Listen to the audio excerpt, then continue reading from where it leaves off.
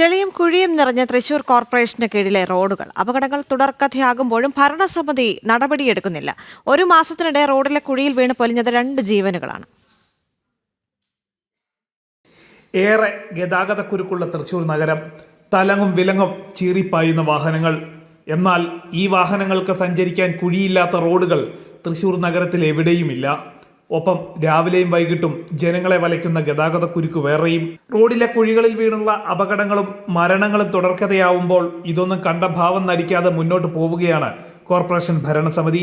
ഒരു മാസത്തിനിടയിൽ തൃശൂർ നഗരത്തിനുള്ളിൽ കുഴിയിൽപ്പെടാതിരിക്കാൻ ഇരുചക്ര വാഹനം വെട്ടിച്ചപ്പോൾ ഉണ്ടായ അപകടത്തിൽ പൊലിഞ്ഞത് 2 ജീവനുകളാണ്. MG റോഡിൽ റെയിൽവേ ഓവർബ്രിഡ്ജിന് സമീപം കുഴിയിൽ വീഴാതിരിക്കാൻ ബൈക്ക് വെട്ടിക്കുന്നതിനിടെ സ്വകാര്യ ബസ്സിനടിയിൽപ്പെട്ട് ജീവൻ പോയത് ബ്രഹ്മദത്ത് എന്ന യുവാവിനാണ്. സമാന സംഭവം അയ്യന്തോളിലും ആവർത്തിക്കപ്പെട്ടു. റോഡുകൾ സഞ്ചാരയോഗ്യമാക്കണമെന്നാവശ്യപ്പെട്ട് BJPയുടെ നേതൃത്വത്തിൽ ഇതിനോടകം തന്നെ പ്രതിഷേധങ്ങൾ ആരംഭിച്ചിട്ടുണ്ട്.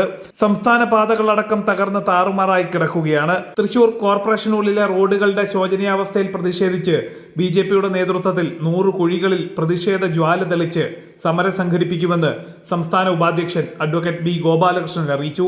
ഞങ്ങളൊരു ചെറിയ കണക്കെടുത്തപ്പോൾ 2 മാസത്തിനുള്ളിൽ 100 അപകടങ്ങൾ ഈ കോർപ്പറേഷനിൽ ഉണ്ടായിരിക്കുന്നു. 2 മരണം. ചെറിയ അറിഞ്ഞതും അറിയാത്തതുമായ വലിയ പരിക്കുകളും ചെറിയ പരിക്കുകളുമായിട്ടുള്ള ഏതാണ്ട് 98 അപകടങ്ങൾ.